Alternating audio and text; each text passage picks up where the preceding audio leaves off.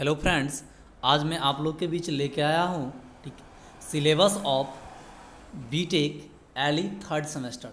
Direct BTech LE third semester में admission कराने के लिए आपको क्या क्या उसका जो इंट्रेंस एग्ज़ाम होता है बीटेक एली का, उस इंट्रेंस एग्ज़ाम के लिए आप कैसे तैयारी करेंगे, किस किस पेपर से क्वेश्चन पूछा जाता है, इन सब बातों को आज हम डिटेल में देखेंगे। तो सबसे पहले अब मैं आपको बता दूं, बीटेक एली में आपको मैथ, मैकेनिक्स, ठीक है, और इंग्लिश, यानी इंग्लिश में ग्रामर, आपका इन 3 चीज़ से आपका क्वेश्चन रहता है।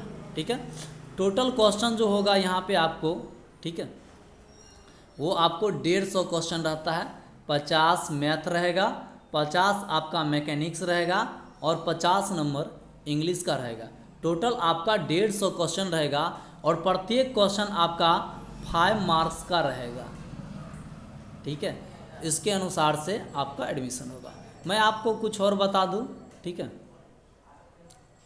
जो बीटेक में सबसे जो हाई रैंक चाहिए आपको ब्रांच चूज करने के लिए, वो आपका आता है CS, यानी कंप्यूटर साइंस। कंप्यूटर साइंस लेने के लिए सबसे ज़्यादा, चूँकि बीटेक में कंप्यूटर का डिमांड ज़्यादा रहता है, इसलिए कंप्यूटर साइंस के लिए आपको बहुत अच्छा मार्क्स होना चाहिए। उसके बाद आपका सिविल का डिमांड होता है। उसके बाद आपका 3rd नंबर जो पॉइंट आता है वो इलेक्ट्रिकल का होता है। और सबसे इलेक्ट्रिकल एंड इलेक्ट्रॉनिक्स, और सबसे जो घटिया ब्रांच माना जाता है वो बीटेक का मैकेनिकल ब्रांच माना जाता है।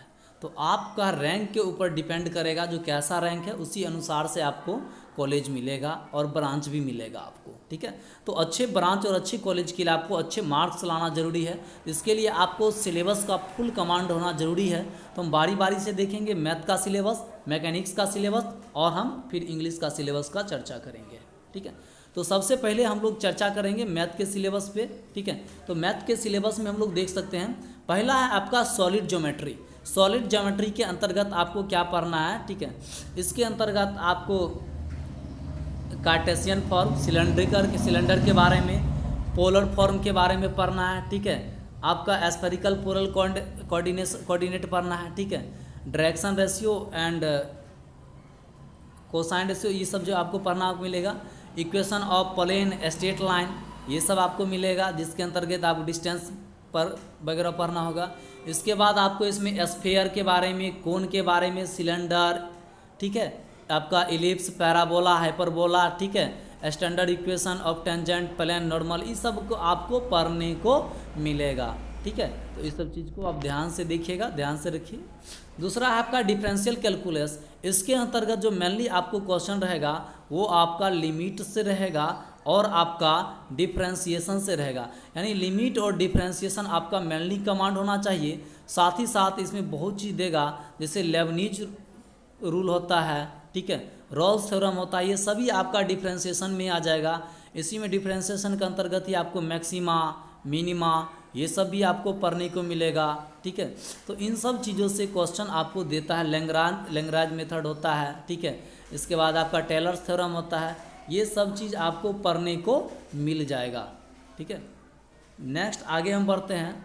आगे इसमें आपको है इंटीग्रल कैलकुलस। इसके बाद में आपको पूरा इंटीग्रेशन, जितना आप 12th लेवल का पढ़े हैं, पूरा इंटीग्रेशन आपको पढ़ने को मिल जाएगा। ठीक है, इसके बाद है डिफरेंशियल इक्वेशन, ये भी आप 12th लेवल तक का जो भी आपका इंटीग्रेशन था, वो पूरा इंटीग्रेशन का डिफरेंशियल इक्वेशन जो भी था वो सारा पढ़ने को मिल जाएगा। ठीक है, नेक्स्ट है आपका वेक्टर कैलकुलस। ठीक है, इसमें आपको वेक्टर के बारे में आपको मेनली पढ़ने को मिलेगा। और उसके बाद है आपका मैट्रिक्स। तो मैट्रिक्स में आपको जानते हैं क्या क्या, जो आपका 12th लेवल का मैट्रिक्स होगा वही आपको यहाँ भी पढ़ने को मिलेगा। उसके बाद थोड़ा आपको ग्रेजुएशन लेवल का आपका फोरियर सीरीज आ जाएगा। ठीक है, तो आप देख सकते हैं फोरियर सीरीज, इसमें फार्मूला वगैरह हो रहेगा, इसी बेस्ड पे आपका कुछ क्वेश्चन रहेगा फोरियर सीरीज में। नेक्स्ट आते हैं हम मैकेनिक्स में। ठीक है, मैकेनिक्स में किस तरह का क्वेश्चन पूछा जाता है। तो मैकेनिक्स में आप देखिए, ठीक है, आइडियलाइजेशन ऑफ मैकेनिक्स, कॉन्सेप्ट जो है रिजिड बॉडी, आपका फोर्स सिस्टम का, ठीक है, इन सब लॉ ऑफ मैकेनिक्स, इन सब चीज़ के ऊपर, ठीक है, आपका क्वेश्चन पूछा जाएगा। ठीक है, सेकंड आपका वेक्टर मेथड, इसमें equality and equivalence of vectors, इसके बारे में पूछा जाएगा।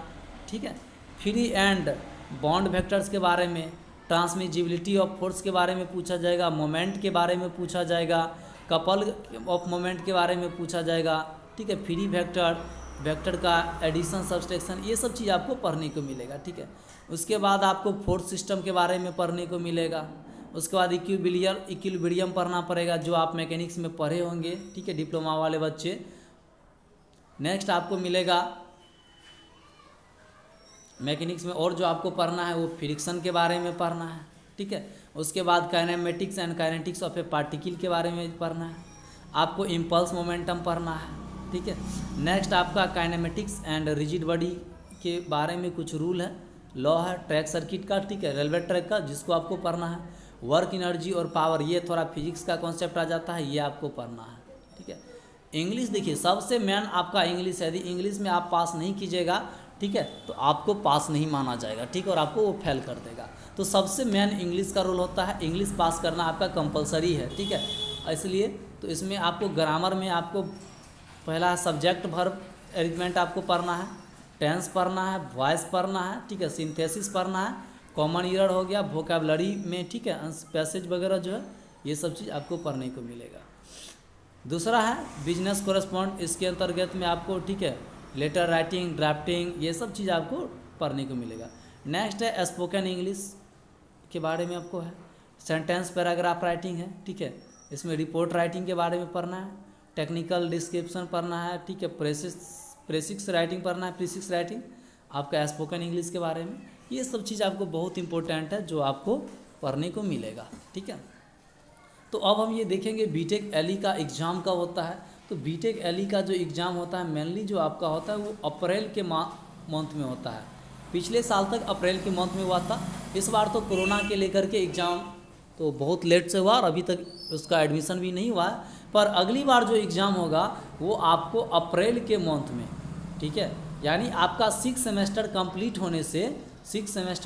होने से पहले आपका बीटेक एलई का एग्ज़ाम होगा, ठीक है।